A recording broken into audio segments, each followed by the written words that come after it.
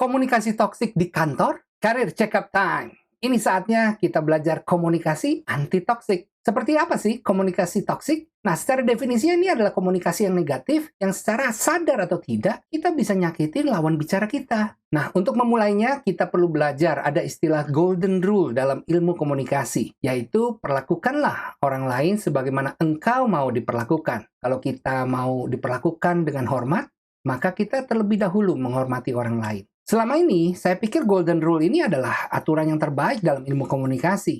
Tapi ternyata ada yang lebih baik lagi yang disebut platinum rule, yaitu perlakukanlah orang lain sebagaimana mereka mau diperlakukan. Contoh sederhananya adalah, andai saya suka martabak manis, sedangkan lawan bicara saya sukanya martabak telur. Nah, golden rule mengatakan, saya harus memberikan martabak manis kepada lawan bicara saya.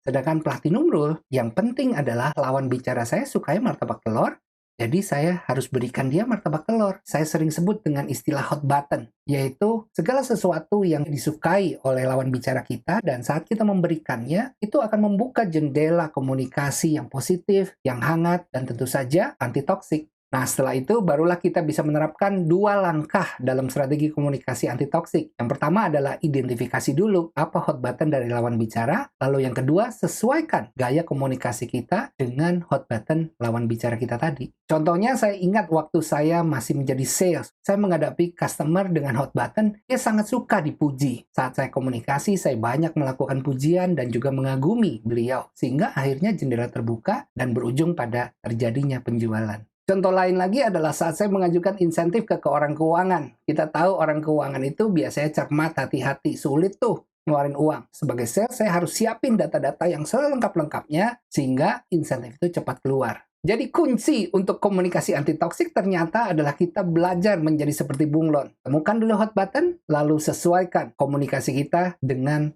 hot button dari lawan bicara. Selamat berproses.